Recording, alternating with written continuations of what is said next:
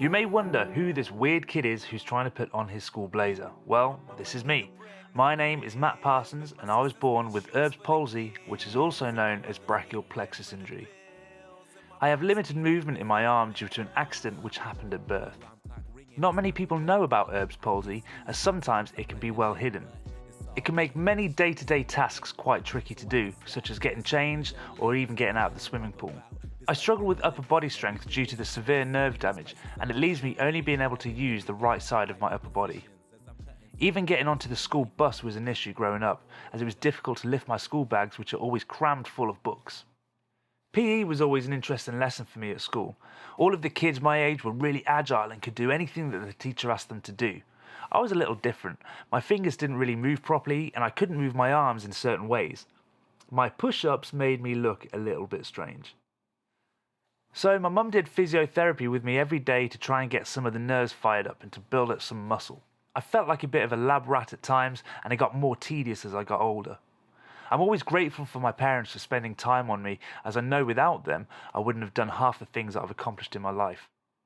It was a difficult time back in the 80s as there was no internet. My parents couldn't do the research that you can do nowadays. They felt alone and had to do the best that they could in the situation. As I started to get older, I had to take a bit more ownership of my stretching and exercises.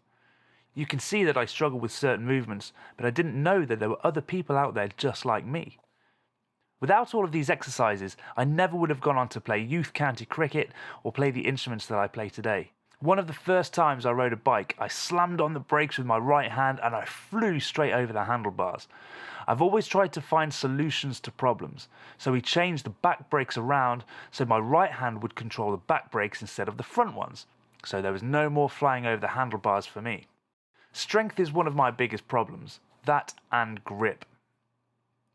Some of the most frustrating times can be doing the simplest of tasks, such as putting on a pair of gloves. It should only take a few seconds, but for me, it can take a long time and it gets very frustrating. I started percussion and drum lessons, as this was good exercise for my hand and my arm.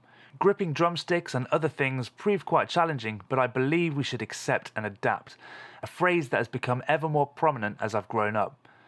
We are not restricted to the normal ways of doing things. It's about finding our own way. So what if we look a little bit different? At least we're doing it.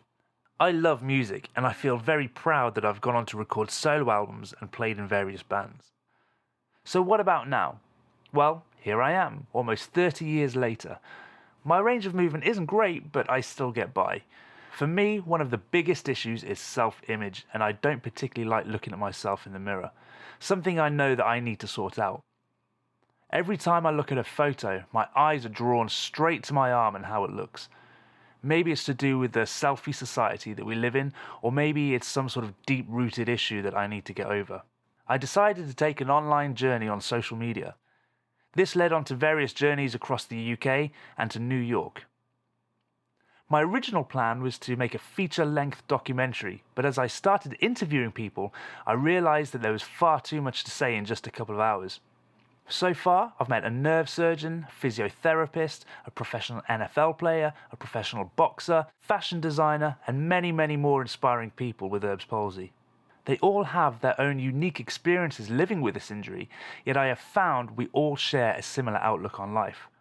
There's still so much to explore, but in this episode I'm interviewing Tom Quick, a leading nerve surgeon in London, and his physiotherapist Hazel Brown.